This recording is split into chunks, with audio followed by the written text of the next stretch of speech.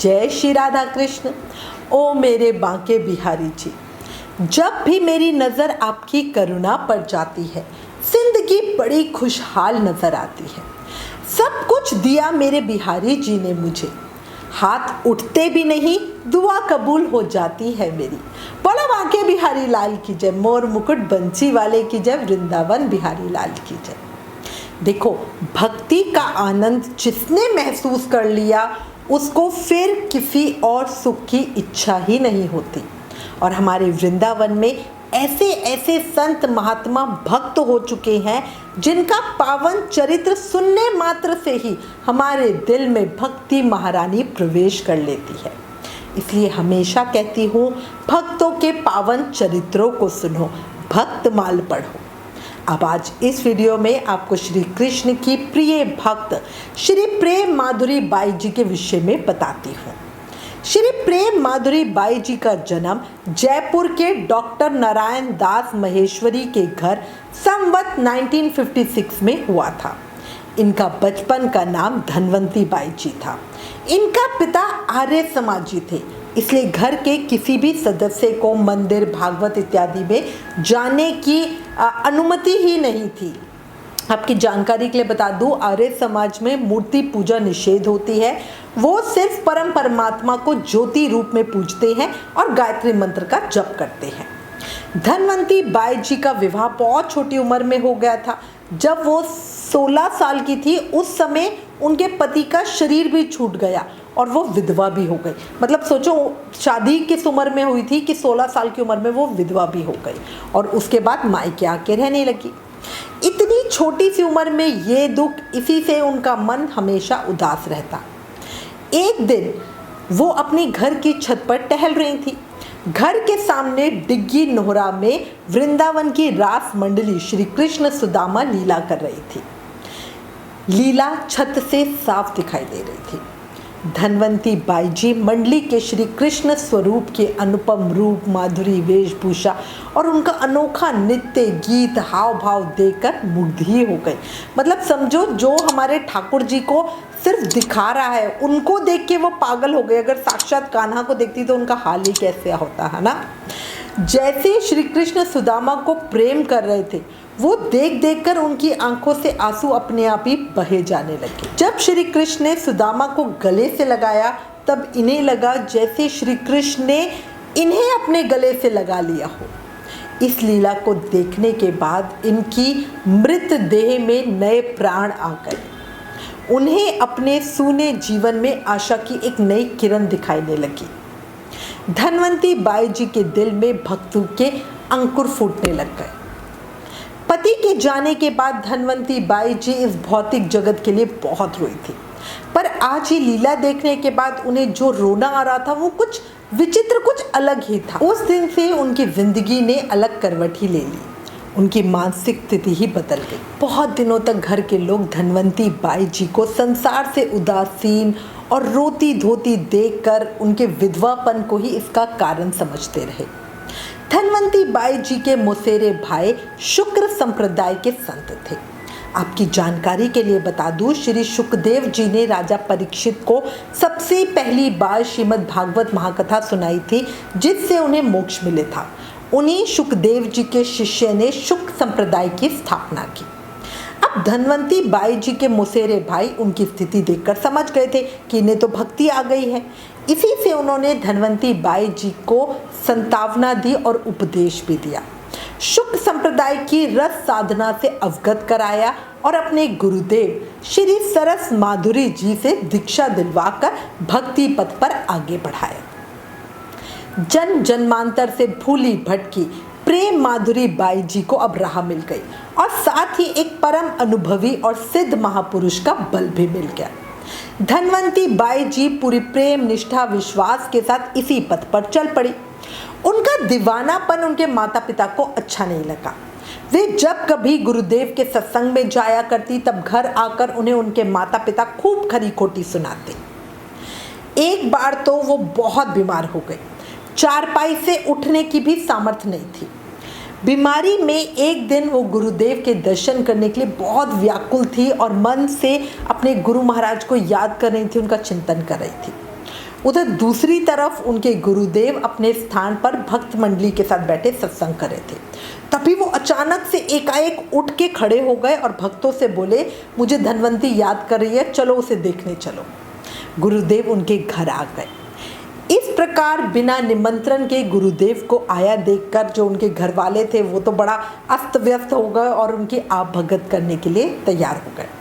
धनवंती जी ने बिस्तर से उठकर उन्हें प्रणाम करने की कोशिश की, पर गुरुजी ने उन्हें मना कर दिया और उनके पास जाके बैठ गए। उन्होंने धनवंती बाई जी के सर पर हाथ फेरते हुए आंखें बंद की और कुछ ही देर बाद बोले कि प्रभु की कृपा से ये जल्दी ठीक हो जाएगी, इसका वृंदावन वास होगा और बहुत से लोगों का इसके द्वारा कल्याण भी होगा। इस घटना के बाद से धनवंती जी भक्ति में पूरी तरह डूब गई। घर के वातावरण से ऊब कर धनवंती बाई जी ससुराल चली गई। ससुराल में उनकी सेवा पूजा में कोई रोक तो नहीं थी, पर फिर भी सब उनसे बहू की जिम्मेदारियां और घर के काम की उम्मीद करते थे। वहाँ का वातावरण भी उन्हें बड़ा दुखदायी ही लगता था, पर वो क्या ही कर सकती थी। संभ्रात परिवार की उस विधवा युवती के लिए ससुराल और मायके को छोड़ के दूसरा कोई अन्य स्थान तो था नहीं जहाँ पर वो रह सकती थी, भक्ति कर सकती थी। फिर वो ससुराल से परेशान होकर वापस मायके आ गई, पर उनका मन अब भी वृंदावन जाने को छटपटा रहा था, पर क्या करे, कैसे जाए। एक दिन उन्होंने अपने घर के सामने देखा कि उनके घर के सामने से पुलिस एक युवक और युवती के जोड़े को पकड़ के ले जा रही है, जो अवैध रूप से एक दूसरे के साथ रहने के दोषी पाए गए थे। रास्ते में पुलिस कह रही थी कि ये दोनों अबोध है, नासमझ हैं और इसीलिए गलती कर बैठे। अगर ये पश्चाताप करे और एक दूसरे को छोड़ने का मन बना ले तो इन्हें छोड़ा जा सकता है। पर वो दोनों अड़कर कह रहे थे कि पुलिस हमें छोड़े या ना छोड़े, जेल में ठूस दे, फांसी दे दे, पर हम एक दूसरे को नहीं छोड़ेंगे। हमने प्रेम किया है, कोई खिलवाड़ नहीं किया है। धनवंती बाई जी को उस युवती से बहुत प्रेरणा मिली। वो सोचने लगी कि अगर ये युवती एक साधारण पुरुष के प्रेम पर अपना तन मन न्योछावर कर सकती है, लोक लाज को तिलांजलि दे सकती है और निर्भयता से पूरे शासन को, पूरे समाज को चुनौती दे सकती है, तो क्या मैं अपने प्रभु के लिए कुछ ऐसा नहीं कर सकती। उन्होंने भी संसार को तिलांजलि देकर वृंदावन जाने का पक्का मन बना लिया। एक बार वो वृंदावन दर्शन करने के बहाने से गई और फिर वहीं वृंदावन में ही बस गई। जुगल घाट पर मुकुट वालों के मकान में रहकर भजन करने लगी। श्री रूप माधुरी जी महाराज भी जुगल घाट पर ही रह रहे थे। उन्हीं से कुछ दिनों के बाद धनवंती बाई जी ने वेश ले लिया और उस समय जब दीक्षा दी गई तो उनका नाम हुआ श्री प्रेम माधुरी बाई जी। श्री प्रेम माधुरी बाई जी ने वृंदावन आने से पहले वृंदावन में रहने के लिए अपने कोई इंतज़ाम तो किया नहीं था। वो अपने साथ कुछ पैसे, धनवन कुछ भी नहीं लेकर आई थी। उनके विधवा होने के बाद उनकी ननंद ने सोने की चूड़ियाँ उन्हें पहनाई थी, जिसे वो अपने पास रखना नहीं चाहती थी, क्योंकि ये चूड़ियाँ भी तो प्रतीक ही थी ना उस पहले की ज़िंदगी का। उन्होंने उन चूड़ियों को बेचकर वैष्णव सेवा के किसी कार्य में लगा देने का सोचा। वृंदावन में उनके गुरु भाई और गुरु बहनें अक्सर आया जाया करते थे और उनके ठहरने के लिए कोई उपयुक्त स्थान भी नहीं था। इसीलिए उन्होंने सोचा और वो चूड़ियाँ बेचकर एक ज़मीन दूसावल मोहल्ले में खरीदी। दूसरे लोगों ने उस पर एक एक करके कई कमरे भी खड़े करवा दिए। वही स्थान आज सुख भवन के नाम से प्रसिद्ध है और वृंदावन में शुक संप्रदाय का प्रमुख स्थान माना जाता है आज भी। अच्छा, उसी जगह पर एक कमरे में वो स्वयं भी रहने लगी। इस तरह उनके रहने की तो व्यवस्था हो गई, पर अभी भी देखो, रहना तो काफ़ी नहीं होता, खाना पीना बहुत सारी चीज़ें चाहिए होती है, पर जीविका के लिए उनके पास कोई भी व्यवस्था नहीं थी। उनके बहनोई मुंशी नानक राम जौहर जयपुर स्टेट में मंत्री थे। उन्होंने घर की संपत्ति में से उनका हिस्सा दिलवाने की बात कही ताकि उनकी जीविका का प्रबंध हो सके, पर श्री प्रेम माधुरी बाई जी ने साफ मना कर दिया, क्योंकि जब वो संसार छोड़ चुकी थी तो फिर सहारे के लिए किसी और की तरफ क्यों देखती।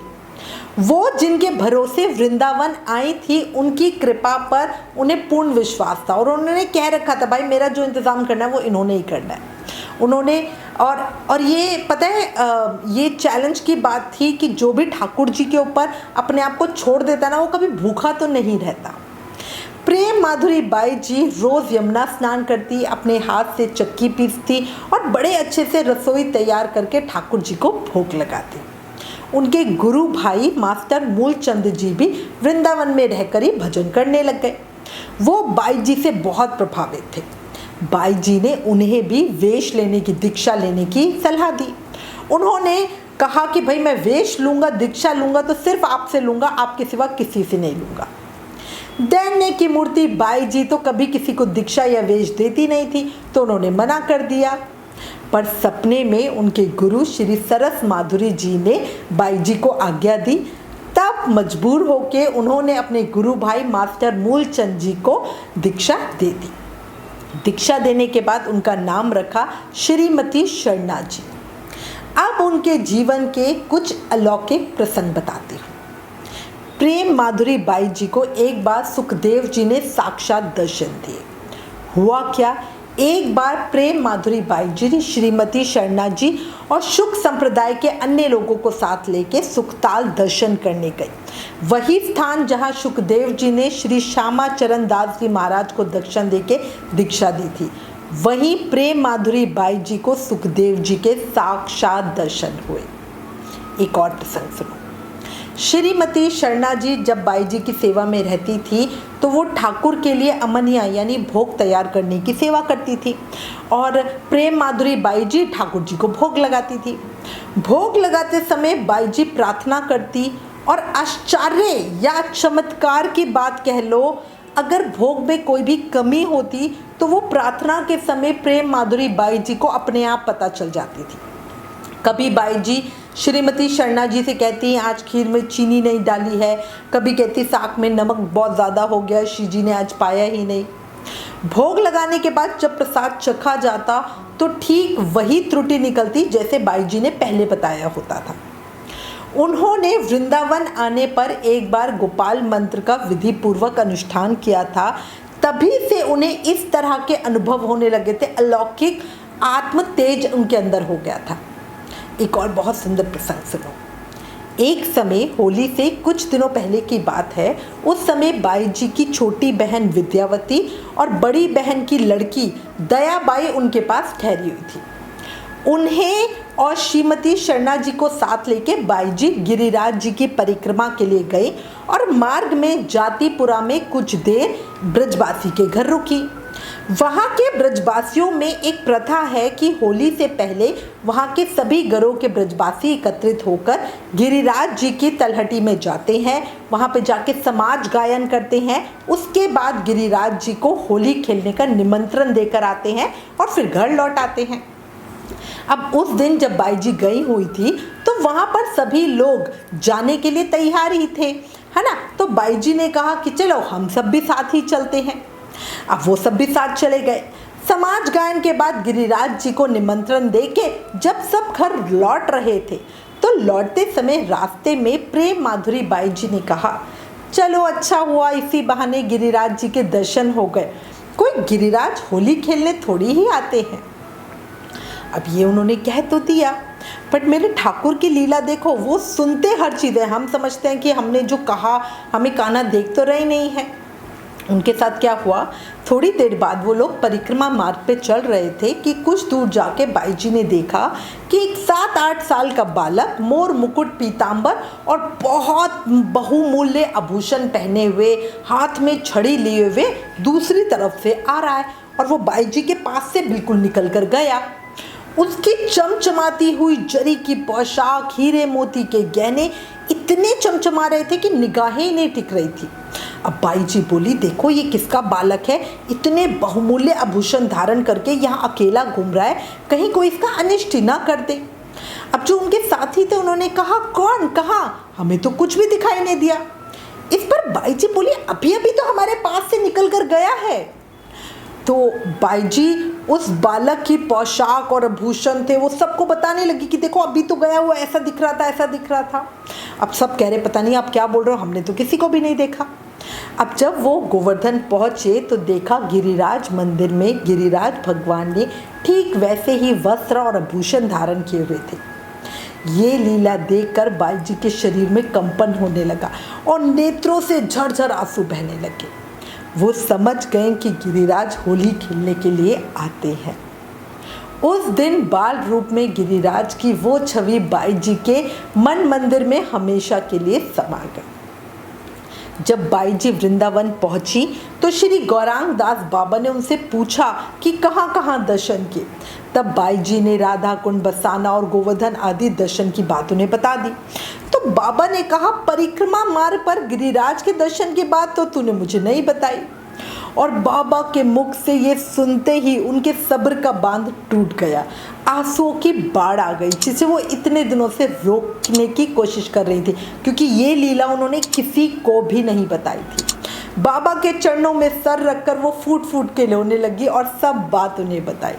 बाबा के नेत्रों से बिल्कुल आंसुओं की धार बह रही थी। उन्होंने उनके सर पर हाथ रख के कहा, लाली तू धन्य है, तू धन्य। अब देखो, बाईजी के साथ तो ये हुआ, पर बाबा को ये बात कैसे पता चली, है ना। ये भी हमारे संत महात्माओं की ही लीला है ना। अब उनके जीवन के अन्य प्रसंग भी बताती हूँ। एक बार प्रेम माधुरी बाईजी ने सोचा कि प्रेम सरोवर का एकांत और रमणीक वातावरण सखी भाव की मानसिक सेवा के लिए उपयुक्त है, क्योंकि वो सखी भाव से सेवा करती थी। और यही सोचकर कुछ दिन वहाँ रहकर भजन करने के बारे में सोचकर श्रीमती शरण जी को साथ लेकर वो वहाँ पे चली गई। रामगढ़ के श्री नारायण प्रसाद पोदार के आग्रह से उनके बाल गोपाल जी मंदिर के सामने वाले हिस्से में वो रुक गई। वहाँ की जगह उन्हें अपने भजन के लिए बड़ी अनुकूल लगी। वो वहाँ 11 सालों तक रही और भजन करती रही। उस समय शिवपिया शरण बाबा जी भी वहीं रहते थे। बाईजी उनका सत्संग भी करती थी। अब बाईजी को हमारी प्यारी राधा रानी की दिव्य लीलाओं का कभी कभी छटा भी दिखती थी। हुआ क्या, एक बार सुबह जब वो प्रेम सरोवर पर स्नान करने गई तो उन्होंने देखा कि सरोवर के उस पार दिव्य प्रकाश हो रहा है, मोर नाच रहे हैं। वो श्रीमती शरण जी को लेकर उस पार गई तो वहाँ कुछ भी नहीं था। रात में सरोवर के पास वैसा ही प्रकाश उन्हें एक बार फिर दिखाई दिया। सुंदर राग के साथ रास नृत्य की आवाज़ भी सुनाई पड़ी, पर स्पष्ट उन्हें कुछ भी दिखाई नहीं दिया। उस दिव्य लीला को ढूंढते ढूंढते देर रात जंगल में वो यूं ही भटकती रही, फिर भी उन्हें कुछ नहीं दिखा।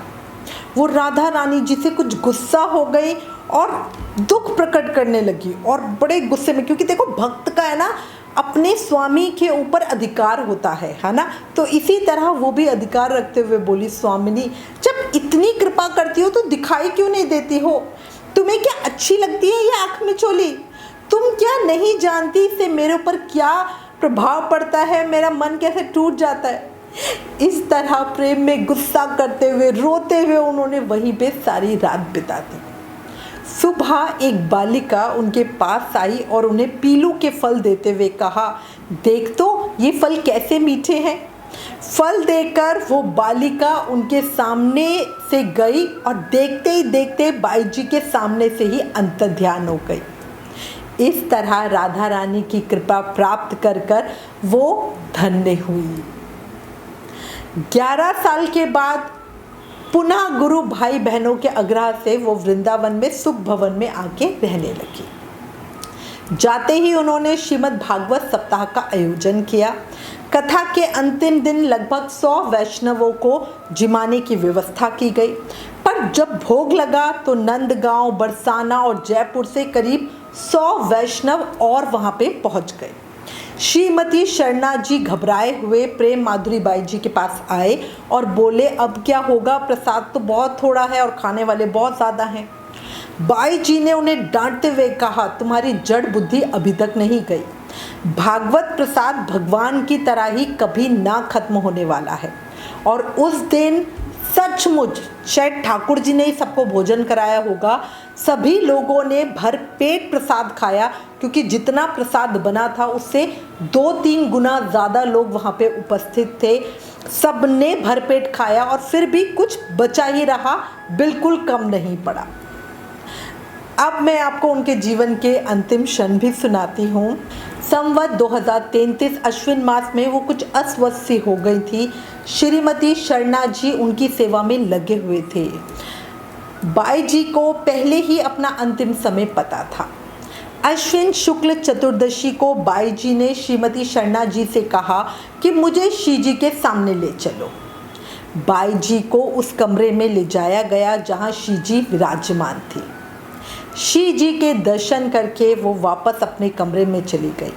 उस समय दर्शनों के बाद उनके चेहरे का तेज ही अलग था। वो भावना में अपने सखी स्वरूप में स्थित हो चुकी थी और कुछ ही देर बाद उसी स्वरूप में बाई जी शी जी की सखी निकुंज में पहुंच गई थी। बोला भक्त और भगवान की जय। ऐसे ही है हमारी करुणामय सरकार, हमारी शी जी, हमारी प्यारी राधा रानी भक्तों को प्रेम से ऐसे ही अपने आंचल में जगह देती है। और अपनी राधा रानी के श्री चरणों में प्रार्थना करती हूँ, जब हमारा भी अंतिम समय आए तो ऐसे ही अपने चरणों में हमें भी जगह दे। बोला भक्त और भगवान की जय। श्री श्यामा श्याम की जय। सुनो एक बात ज़रा, सुख भी बहुत है, परेशानियां भी बहुत है। जिंदगी में लाभ है तो हानियां भी बहुत हैं। क्या हुआ जो जिंदगी ने थोड़े गम दे दिए? कान्हा की हम पर मेहरबानियां भी बहुत है। बोला बांके बिहारी लाल की जय, मोर मुकुट बंसी वाले की जय। अगर भक्त के जीवन की इस सुंदर अद्भुत चरित्र ने आपका मन छुआ, आंखें नम हुई, कृष्ण प्रेम बढ़ा, तो प्लीज़ इस वीडियो को ज़्यादा से ज़्यादा शेयर करें। Please like, share and subscribe. Thank you. जय श्री राधा कृष्ण।